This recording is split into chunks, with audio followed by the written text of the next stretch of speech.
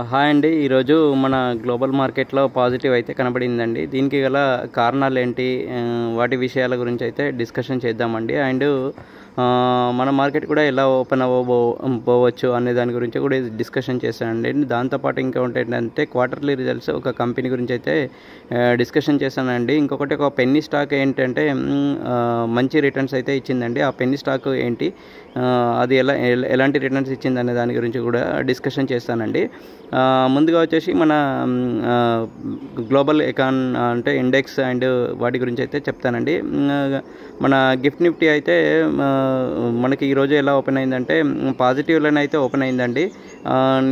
ఈ video record చేస్తున్నప్పటికీ మనకు 0.44 వద్ద పర్సెంట్ పెరిగి అంటే 108 వద్ద అయితే ఓపెన్ అయిందండి.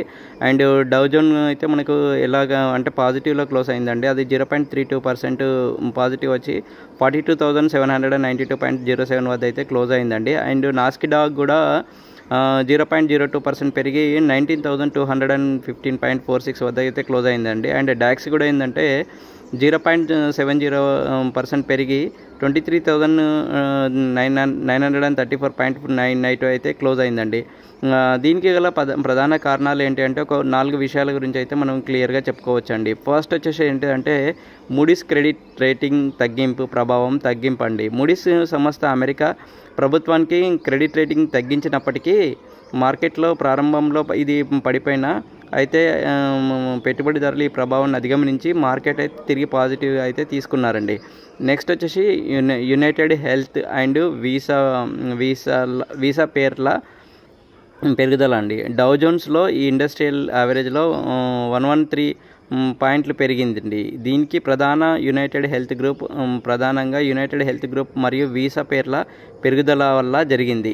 ఈ యునైటెడ్ హెల్త్ షేర్లు 7.7% పెరిగాయి. వీసా షేర్లు 1.1% పెరిగాయండి. అండ్ థర్డ్ వచ్చేసి ఏంటంటే అమెరికా చైనా వాణిజ్య ఒప్పందం అండి. అమెరికా మరియు చైనా మధ్య 90 రోజుల టారిఫ్ విరామం ఒప్పందం కుదిరింది. ఇది పెట్టుబడిదారుల నమ్మకాన్ని పెంచి ఈ ఒప్పందం ప్రకారం రెండు దేశాల పరస్పరం టారిఫ్లను 125% నుంచి 10%కు తగ్గించుకోవాలని నిర్ణయించుకున్నాయండి. అండ్ ఇంకొకటి వచ్చేసి ఫోర్త్ అని చెప్పాను కదండి, అదేంటంటే టెక్నాలజీ కంపెనీల పనితీరు. అంటే ఆల్ఫాబెట్స్ అండ్ మరియు మైక్రాన్ టెక్నాలజీ వంటి టెక్ కంపెనీల మంచి పనితీరును చూపించాయి. ఇది నాస్డాక్ సూచికను 0.5% అయితే పెంచిందండి. అండ్ నెక్స్ట్ ఇంకొకటి వచ్చేసి ఏంటంటే మన సెక్షన్ అంటే మన ఇండెక్స్లో వచ్చేసి సెన్సెక్స్ అయితే నిన్న -33% పడి 82,059 వద్ద అయితే క్లోజ్ అయిందండి. నిఫ్టీ అయితే -0.30 వద్ద అంటే పడి 24,945.45 వద్ద అయితే క్లోజ్ అయిందండి.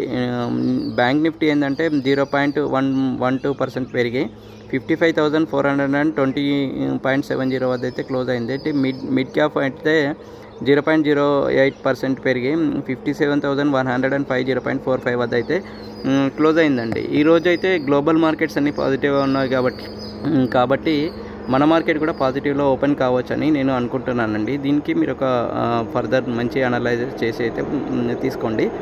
అంటే ఇది మీకు ఒక ఐడియా మాత్రమే ఇస్తున్నానండి, ఒక నాలెడ్జ్ పర్పస్ మాత్రమే ఇస్తున్నానండి. ఇంకొకటి ఏంటంటే మన టెక్నాలజీలో అంటే ఈరోజు మనకు జరుగుతున్న మోసాలు చాలా వరకు ఎక్కువగా జరుగుతున్నాయి కదండి. దాంట్లో వచ్చేసి ఏంటంటే ఒక ఎయిర్టెల్ వాళ్ళు ఒక మంచి ఫ్రాడ్ డిటెక్షన్స్ అయితే తీసుకున్నారండి. ఎయిర్టెల్లో అంటే వీళ్ళకు ఎవరైతే ఎయిర్టెల్ సిమ్ అండ్ ఉందో వాళ్ళకు ఉచితంగా కూడా ఈ సాఫ్ట్వేర్ని అయితే ప్రొవైడ్ చేస్తున్నారండి. ఎయిర్టెల్లో ఉచితంగా ఫ్రాడ్ డిటెక్షన్ అంటే దీనికి ఏంటంటే మనకు తమ వినియోగదారులు సైబర్ నేరాలకు చిక్కకుండా ఫ్రాడ్ డిటెక్షన్ సదుపాయాలను అయితే అందుబాటులోకి తెచ్చారండి. ఎయిర్టెల్ వెల్లడించింది. ఇది వాట్సాప్ అండ్ ఈమెయిల్ ద్వారా జరిగే సైబర్ మోసాలను ఈ సెక్యూరిటీ సిస్టమ్ని అయితే అడ్డుకుంటుంది అని చెప్పారండి.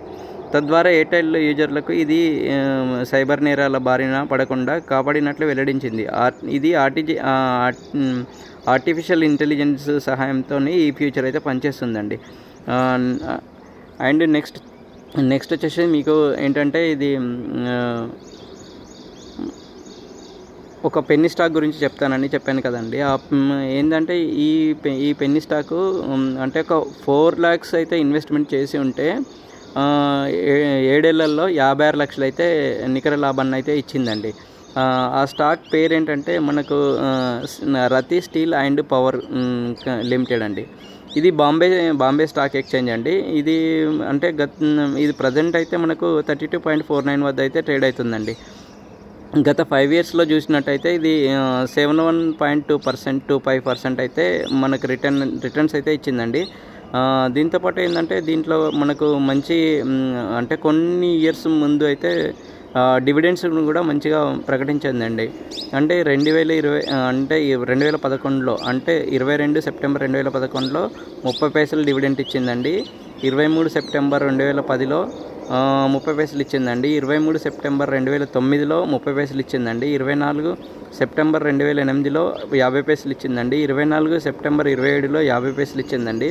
15 సెప్టెంబర్ 2006లో 1.5 పైసా ఇచ్చిందండి. ఇలా చూసుకుంటూ పోతే చాలా ఇయర్స్ అయితే చాలా డివిడెండ్స్ అయితే ఇచ్చింది. దీంతోపాటు ఏంటంటే దీంట్లో అండ్ షేర్ అంటే ప్రమోటర్ షేర్స్ కూడా కొంచెం ఎక్కువగానే ఉందండి. అంటే ఇది రికమెండేషన్ అయితే కాదు, మీరు ప్రాపర్ అనలైజ్ చేసుకొని ట్రేడ్ అయితే తీసుకోండి. ఇది అండ్ దాంతోపాటు ఇంకొకటి ఏంటంటే మీకు అంటే రిజల్ట్స్ గురించి చెప్తానని చెప్పండి కదండి. అదేంటంటే జెన్ టెక్నాలజీ అండి. ఈ జెన్ టెక్నాలజీ అనేది డిఫెన్స్ స్టాక్కు సంబంధించిందండి. ఇది రక్షణ రంగ ఉత్పత్తుల సంస్థ అని అంటారు. ఇది ఏంటంటే ఈరోజు మనకు అప్పర్ సర్క్యూట్కి అయితే వెళ్ళిందండి. ఇప్పుడు ప్రజెంట్ అయితే 188.4.50 అయితే ఉందండి. గత ఆర్థిక సంవత్సరం అంటే ఆ సంవత్సరంలో 4 త్రైమాసికల్లో మెరుగైన అభివృద్ధిని అయితే చేసినట్లు ఈ కంపెనీ ఫలితాల్లో అయితే మనకు వెలువడిందండి. గత ఆర్థిక సంవత్సరం జనవరి మార్చి మధ్యకాలంలో అది ఎంత అంటే 349.7 కోట్ల ఆదాయాన్ని నమోదు చేసింది. 2023-2024 ఆర్థిక సంవత్సరంలో ఇదే కాలంలో అంటే ఇదే కాలంలో అంటే అప్పుడు ఎంత వచ్చిందంటే 144.04 కోట్లతో పోలిస్తే ఏకంగా 129.8% వృద్ధి రేటుని అయితే నమోదు చేసింది. నికర లాభం అంటే ఎంత ఉందంటే 37.58